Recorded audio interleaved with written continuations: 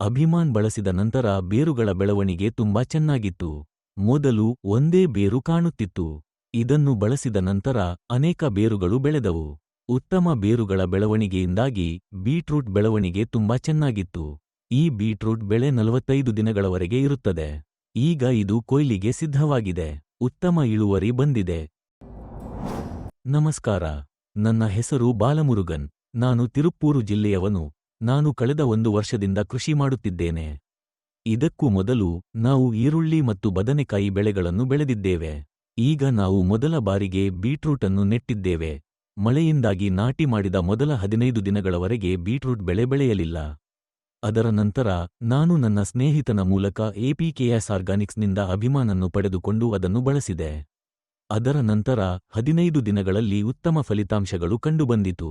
ಮೊಳಕೆಯೊಡೆಯುವ ಸಾಮರ್ಥ್ಯ ಉತ್ತಮವಾಗಿತ್ತು. ಎಲ್ಲಾ ಕಡೆಗಳಲ್ಲಿ ಸಮತೋಲಿತ ಬೆಳವಣಿಗೆ ಕಂಡುಬಂದಿದೆ. ಅಭಿಮಾನ್ ಬಳಸುವ ಮೊದಲು ಸಸ್ಯಗಳು ಚಿಕ್ಕದಾಗಿದ್ದವು. ಅಭಿಮಾನ್ ಬಳಸಿದ ನಂತರ ಸಸ್ಯಗಳು ದೊಡ್ಡದಾಗಿ ಬೆಳೆದವು ಮತ್ತು ಹೆಚ್ಚಿನ ಎಲೆಗಳು ಕಾಣಿಸಿಕೊಂಡವು. ಅಭಿಮಾನ್ ಬಳಸಿದ ನಂತರ ನಾವು FL77 ಅನ್ನು ಸಹ ಬಳಸಿದ್ದೇವೆ. ಬೀಟ್ರೂಟ್ ಗೆಡ್ಡೆಗಳು ಚೆನ್ನಾಗಿ ಮೊಳಕೆಯೊಡೆದು ದೊಡ್ಡದಾಗಿ ಬೆಳೆದಿವೆ. ಬಣ್ಣವು ಸುಧಾರಿಸಿದೆ. ಬೆಳವಣಿಗೆ ತುಂಬಾ ಚೆನ್ನಾಗಿದೆ. ಅಭಿಮಾನ್ ಬಳಸಿದ ನಂತರವೇ ಬೇರಿನ ಬೆಳವಣಿಗೆ ತುಂಬಾ ಚೆನ್ನಾಗಿದೆ. ಮೊದಲು ಒಂದೇ ಬೇರು ಇತ್ತು. ಈಗ ಅನೇಕ ಬೇರುಗಳು ಬೆಳೆದಿವೆ. ಬೇರಿನ ಬೆಳವಣಿಗೆ ಚೆನ್ನಾಗಿದ್ದ ಕಾರಣ ಬೀಟ್ರೂಟ್ ಬೆಳವಣಿಗೆಯೂ ಚೆನ್ನಾಗಿದೆ. ಈ ಬೀಟ್ರೂಟ್ ಬೆಳೆ 45 ದಿನಗಳ ಬೆಳೆ. ಈಗ ಕೊಯ್ಲಿಗೆ ಸಿದ್ಧವಾಗಿದೆ. ನಮಗೆ ಉತ್ತಮ ಇಳುವರಿ ಸಿಕ್ಕಿದೆ. ಧನ್ಯವಾದಗಳು.